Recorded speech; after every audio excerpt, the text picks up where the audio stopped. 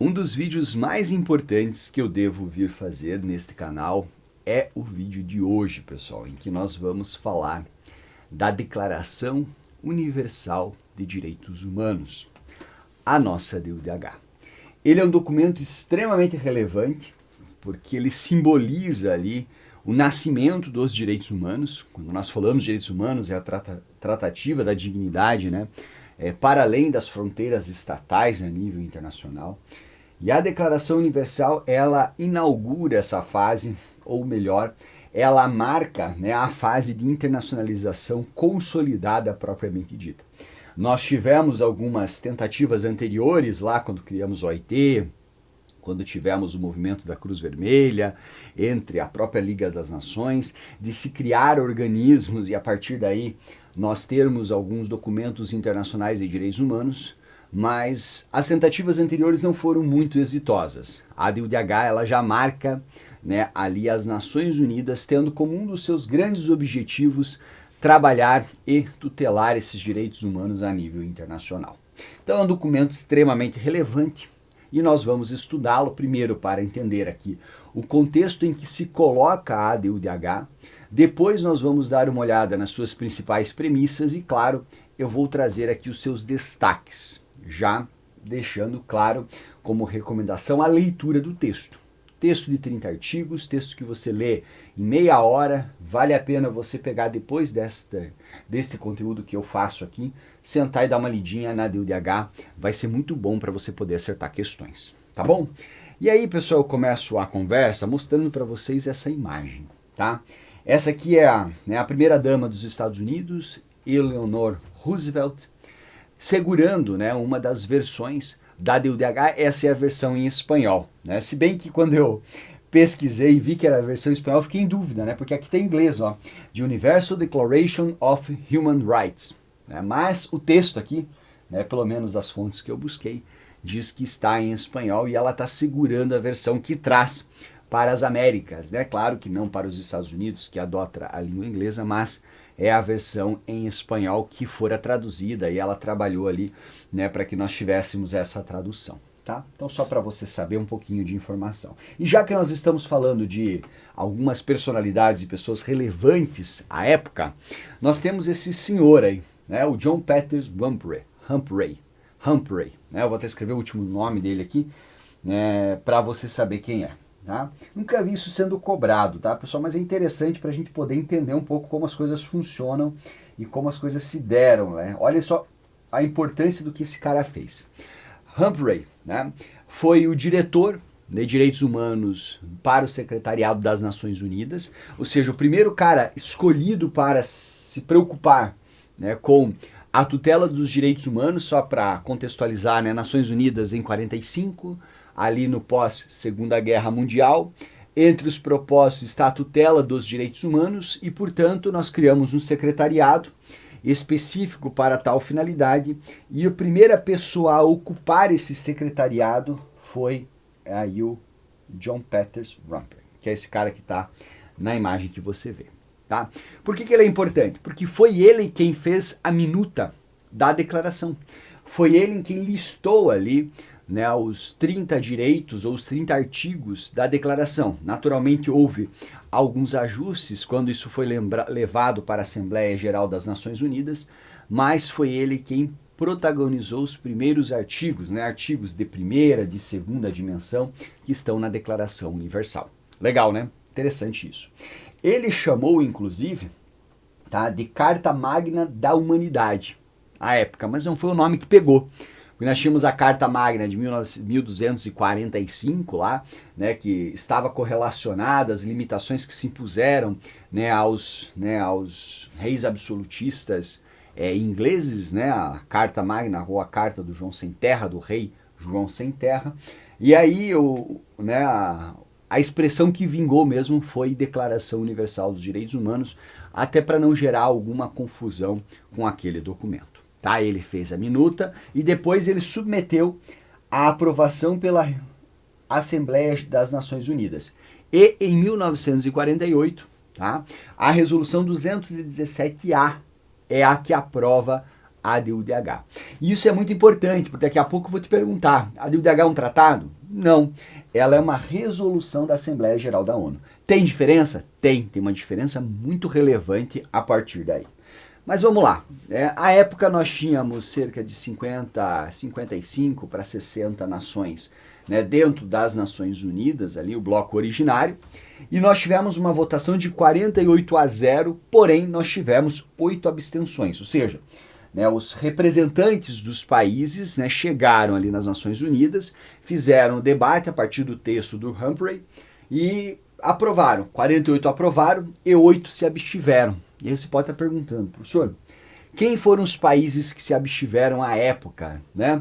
Vamos lá, olha aqui, tem a bandeirinha de todos eles, tá? Todos eles. Nós temos, né, se eu for aqui fazer uma assinalação e criar alguns blocos, só para você saber, nós temos, né, a galera que estava vinculada, né, àquilo que nós chamamos de bloco soviético, né, a própria URSS, essa aqui é a bandeira da URSS, e aí nós temos todos os países aqui que estão relacionados a esse bloco, né, olha a bandeirinha da Ucrânia, nós temos aqui a Tchecoslováquia, Iugoslávia, Polônia, a Bielorrússia, tá, que formavam esse bloco soviético à época, e eles não, vão se abster. Eles não votaram contra, mas também não votaram a favor, tá? Tem 2 países aqui que tinham algumas peculiaridades bastante relevantes, tá? Especialmente à época. Primeiro, a África do Sul, bandeirinha que você conhece, né? Por conta da Copa, né? A Copa do Mundo lá na África do Sul. Duvido que você não lembre da Jabulani e não lembre dessa bandeirinha aí. Pois é, a África do Sul, à época, pessoal, vivia o regime do apartheid.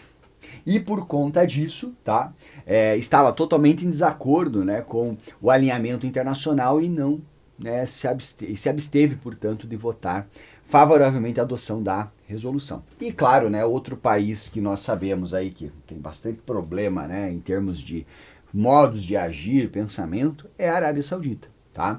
A Arábia Saudita, né, dá uma interpretação bastante distinta a partir da lei islâmica à questão dos direitos, notadamente temática envolvendo liberdade de religião e a igualdade de gênero, né, e portanto também se absteve e não adotou a resolução. Tá? Então tá aí para você entender basicamente quem foi contra, ou pelo menos, né, não é que foi contra, né, eu não vou meter a mão nesse vespeiro e não vou aprovar a resolução da Assembleia Geral da ONU.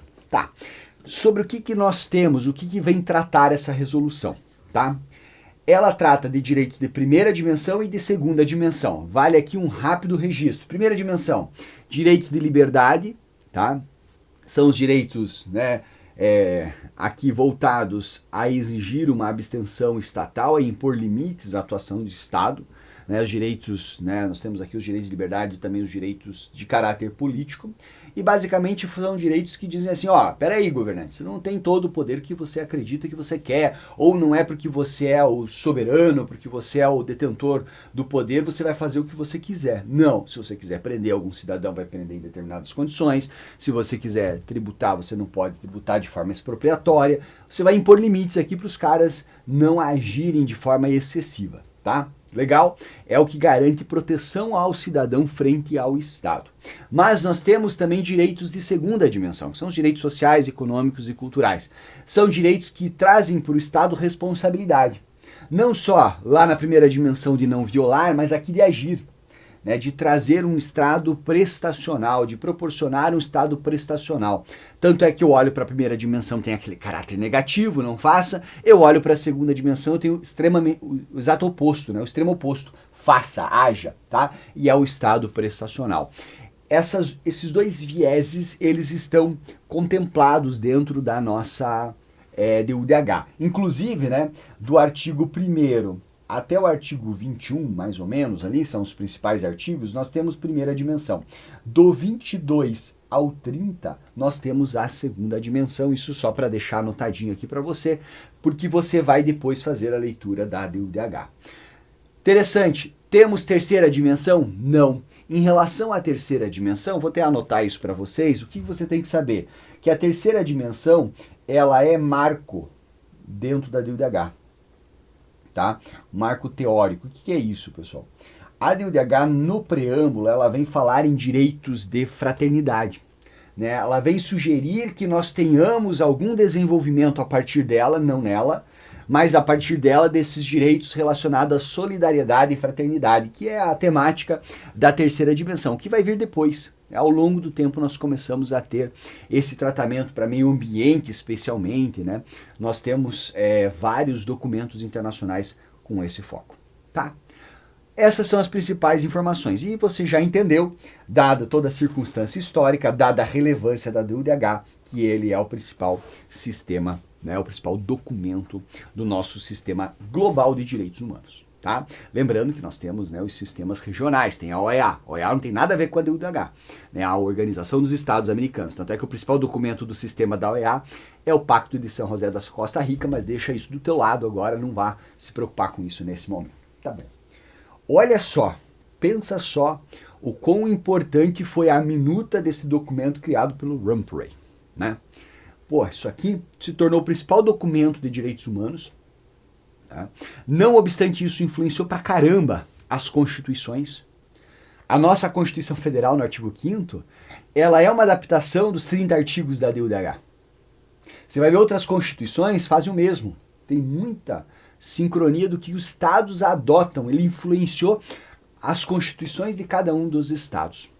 A DUDH hoje ela é utilizada, pessoal, para ser referência em vários julgados. Então você tem lá julgados da Corte Internacional, né, de direitos humanos na ONU, quando ela vai lá quando os julgadores eles vão fundamentar as decisões, eles falam abertamente da DUDH. Eles adotam a DUDH, ó, conforme a DUDH, portanto, julgamos deste modo.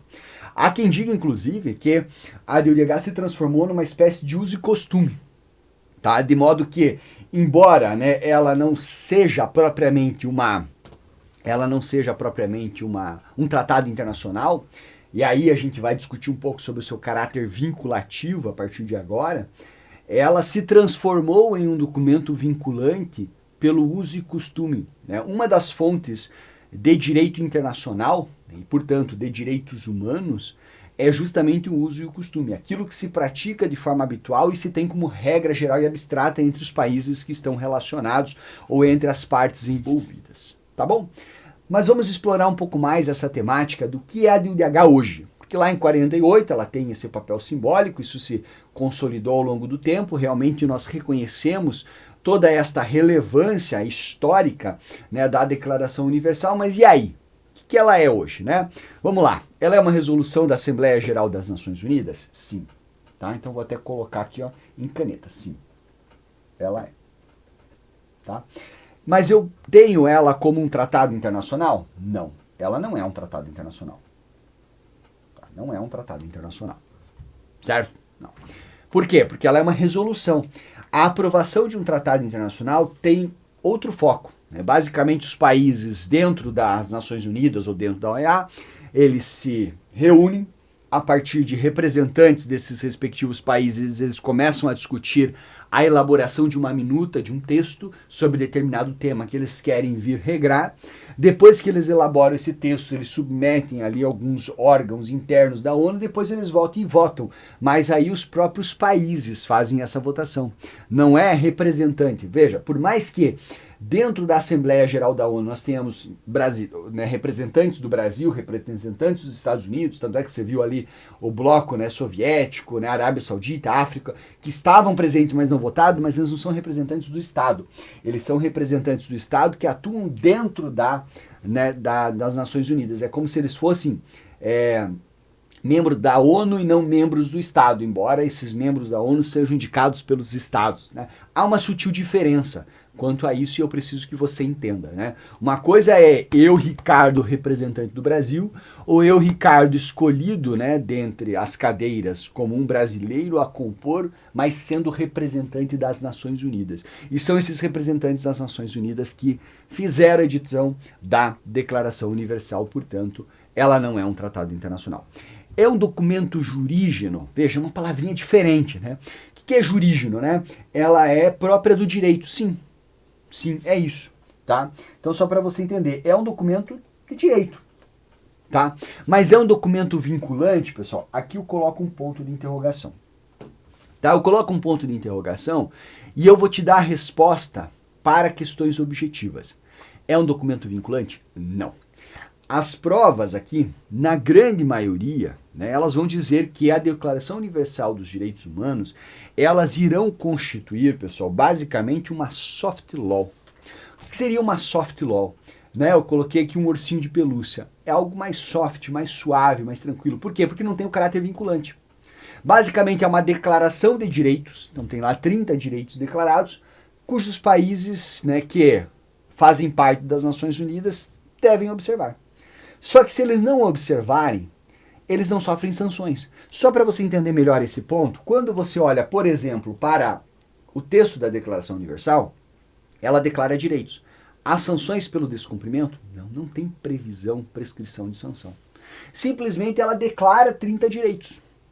Se você pegar o Pacto de São José da Costa Rica, você vai ler o pacto. Ele declara direitos? Declara direitos de primeira dimensão. Se você não cumprir, tem sanções? Sim, lá tem sanções previstas. Entende a diferença? Porque lá foi aprovado com uma estrutura de um documento internacional em que os países se comprometeram, caso não observe, eles também se comprometeram a serem sancionados, a sofrerem algumas consequências. Isso não acontece na DUDH. Por isso que, para fins de prova, numa questão objetiva, é documento vinculante? Não. Não é. É uma soft law.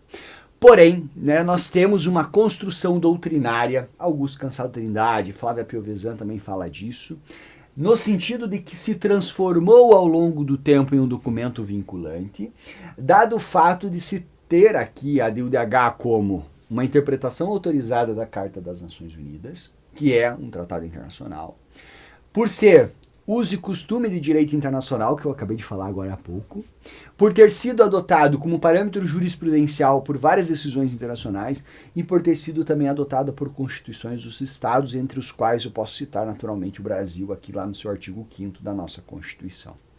São argumentos para dizer que é um documento vinculante, mas para provas em caráter objetivo, não. Se a banca eventualmente começar a usar desses argumentos, aí você vai dar uma olhadinha nas alternativas, com o jogo de cintura você chega ao gabarito. Tá? Por uma prova discursiva você pode naturalmente trabalhar esse tema. É raro isso vir em prova discursiva, mas vá lá. Tá?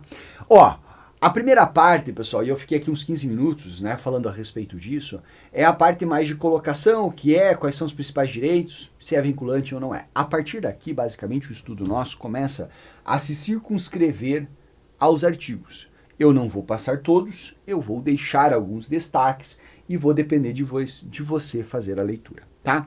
E eu começo, né, trazendo aqui para vocês, né, a situação envolvendo, né, o caso de Khalid Sheikh Mohammed, que é esse senhor aí nada simpático. E nada simpático mesmo, gente. Por quê? Ele é considerado, só para vocês entenderem aqui, tá, o arquiteto dos ataques de 11 de setembro. Tá? Lembra lá, 11 de setembro? Quem não lembra, né? Eu lembro até onde eu estava, o que eu estava fazendo, isso é muito interessante, como isso nos marcou, né? Lembro que eu estava esperando, minha mãe fazia uma pós-graduação, estava eu e meu pai esperando pela minha mãe. Ela tinha ido fazer, eu não lembro nem o horário direito, mas acho que foi pela manhã no Brasil, né? E ela foi fazer essa pós e ela sairia um pouco antes, nós estávamos esperando ela de carro, quando a gente começou a ouvir na rádio, falar sobre e tal, um negócio maluco, assim. Eu lembro até hoje que todo mundo apreensivo, né, e tal, pelo que estava acontecendo. Será que estava começando a Terceira Guerra Mundial? O que estava vindo ali? Né? Pois é. E esse cara que, volto a colocar a imagem, como eu te falei, nada simpático, é considerado um dos arquitetos. E aí, depois que passou ali o 11 de setembro, né, os Estados Unidos, o que fez? Ó, rapidamente foi para cima do Afeganistão lá, né? Lembra da Al-Qaeda, né, que é uma organização dentro do Afeganistão, e se declarou responsável, né, pelos ataques de 11 de setembro. Tá? E aí começou a caçada. A CIA começou a caçada. A CIA foi lá e pum, pegou o tal do Khalid. Tá? Khalid.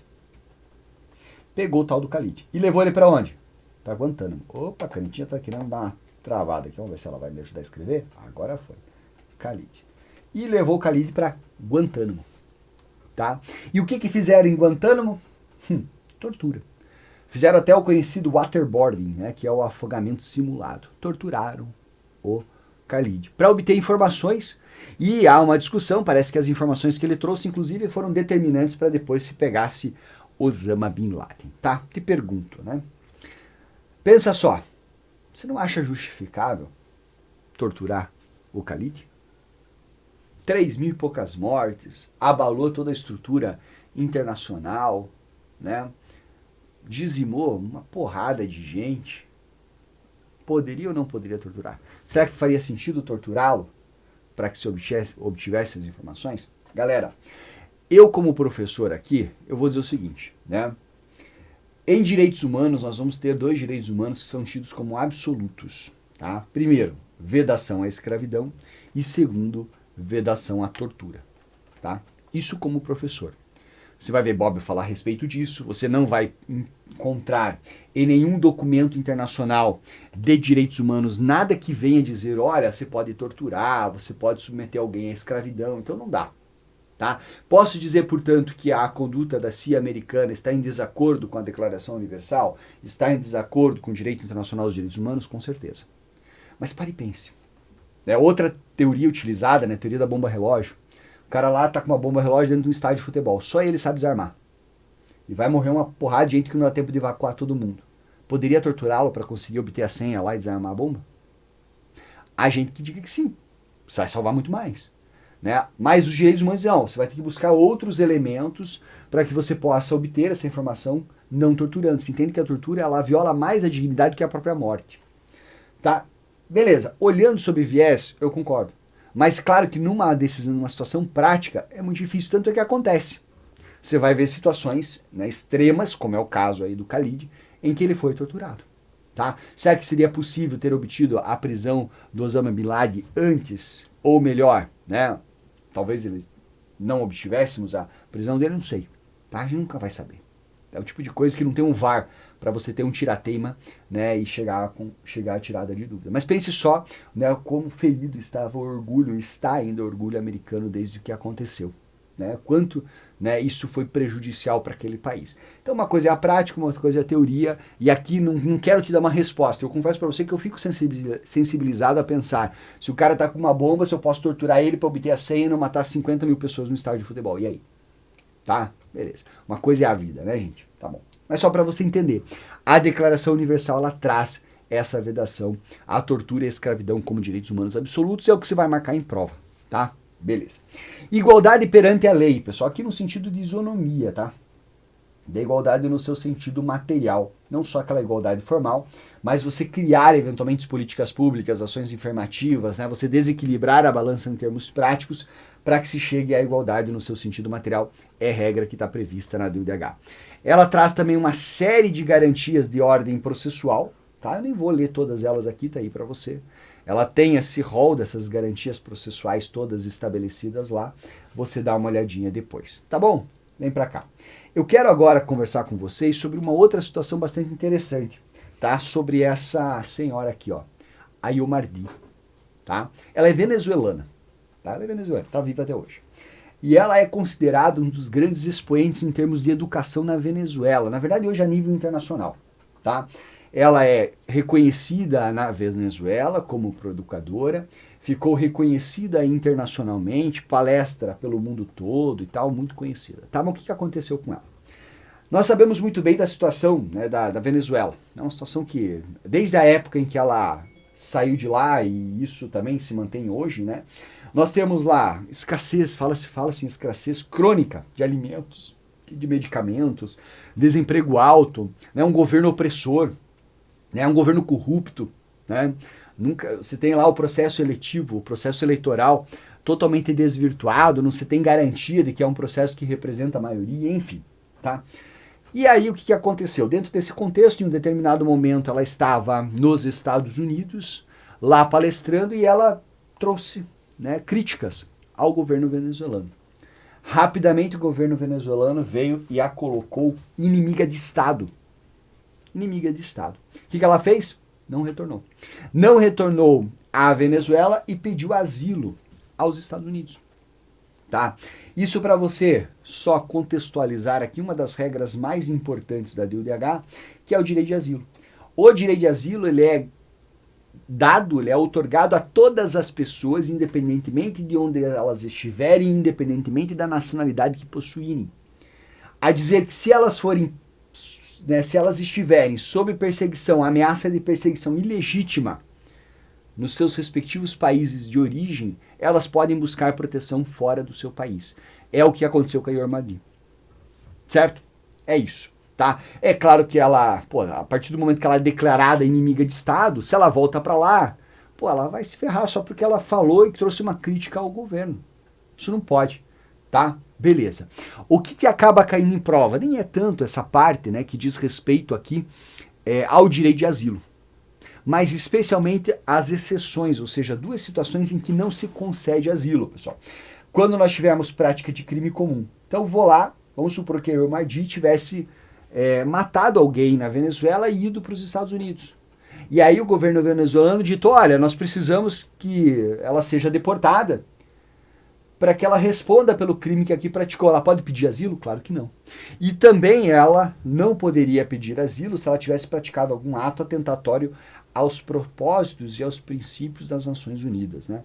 Não cooperado para a manutenção da paz internacional, agido em violação dos direitos humanos. São regras que estão lá nos primeiros artigos da Carta das Nações Unidas. Legal, pessoal? Tá bom. Só um detalhe para eu não deixar passar aqui, né? Nós temos a liberdade de ir e vir. Essa liberdade é interessante porque ela diz respeito tanto ao direito que eu tenho de transitar pelo meu próprio país. Claro que em situações excepcionais, como já foi outrora em relação à Covid, nós temos algumas restrições quanto ao direito de ir e vir. Deixar o meu país e regressar a ele quando eu quiser. Tá? Isso está lá previsto na DUDH. Beleza. Mais dois direitos que são sumamente importantes e eu prometo que eu encerro. Tá? Primeiro, o rol dos direitos trabalhistas, galera. Aqui, meu papel é simplesmente informal. O trabalho é seu. Na verdade, vamos lá. O meu papel aqui, além de informar vocês, é talvez fazer alguns destaques. Tá? Por exemplo, férias remuneradas. Já tem previsão de férias remuneradas na DUDH. Tá? Portanto, não só o direito a férias, mas a férias remunerada. Inclusive, né, se você for ver todos esses três aqui que eu circulei embaixo, eles dizem respeito a quê? A direitos de saúde e segurança no trabalho. Você repousar, você ter limitação de jornada, você ter direito às férias, são questões que manterão a tua sanidade, né, te darão descanso para que você não vá lá e não deixe a mão numa máquina e acabe dando prejuízo pessoal para você e para a tua empresa para a qual você trabalha, que vai ter que custear o teu tratamento, que vai ter que cuidar de você, que vai parar a produção, entre outras coisas. Certo? Beleza. Então, tá aí, né? Você vai ver que nós temos direitos que estão relacionados basicamente à condição de trabalho, aos direitos dos trabalhadores, à constituição de sindicatos, à questão da desigualdade ou igualdade de gênero, trabalho infantil, né? Enfim, são regras que você vai perceber aí em relação ao direito do trabalho. Tá? O destaque principal seria isso, tá? Eu acho interessante essa regra aqui da igualdade de remuneração também, equiparação salarial, mas são as principais regras que nós temos. E para encerrar os direitos, pessoal, eu tenho que falar sobre o direito à educação. Muito interessante porque a DUDH, num primeiro momento, ela fala assim, a educação ou a orientação, né, ideológica ou filosófica da educação, ela é responsabilidade dos pais. Isso é interessante, porque se os pais quiserem colocar, portanto, numa escola militar, podem colocar. Numa escola civil, podem colocar. Num ensino religioso, podem colocar. Os pais têm essa liberdade. Isso é muito interessante. Mas em contrapartida, vem a DUDH, né, e diz assim, olha, não obstante a colocação na escola ou o tipo de educação a ser ofertada pelos pais, ofertada é de decisão dos pais, o Estado ele tem também alguns deveres, e isso fica muito claro aqui, né, por se tratar de um direito prestacional propriamente dito. Então vamos lá, o grau elementar e o grau fundamental são gratuitos, sendo que o elementar ele é também obrigatório. Tá? O grau técnico profissional, que seria um ensino profissionalizante, ele tem que estar acessível a todos que desejarem. Da mesma forma, o ensino superior, porém o ensino superior ele é baseado no mérito, né? É o vestibular, né? Não dá para ofertar para todos, então ele é baseado no mérito. O mais interessante disso aqui, pessoal, é entender que isso aqui há um descasamento disso com a atual legislação brasileira no que diz respeito à educação. Eu não vou entrar em detalhes do ECA, especialmente da Lei de Diretrizes e Bases da Educação, mas nós temos lá a educação infantil, nós temos educação ensino fundamental, ensino médio e ensino superior. Né? Eu até tentaria fazer uma associação para dizer assim, olha, talvez a educação infantil, grau elementar, mas essa associação ela não funciona muito bem, porque nós temos hoje até o ensino médio obrigatoriedade. Aí no ensino superior já não tem mais, o ensino técnico ele vem em paralelo, enfim, é uma outra regrativa, tá? O que acontece? E aí é um problema. Por quê? Porque às vezes você traz a experiência do que você sabe em termos de educação pela nossa legislação e a questão diz sobre educação segundo a DUDH. E aí você tem que marcar isso aqui. Então você tem que decorar aqui, tá? Decorar. Tem algumas coisas que são parecidas e algumas coisas que são diferentes, tá bom? Por exemplo, né, o grau fundamental, o nosso ensino fundamental e médio no Brasil, ele é obrigatório. Aqui ele não é obrigatório, é só gratuito. Tá entendendo? Então cuidado para não fazer essas confusões. O melhor é você lembrar dessa tabelinha que você mata as questões de prova, tá? E queridos, sobre a Declaração Universal dos Direitos Humanos é isso, tá?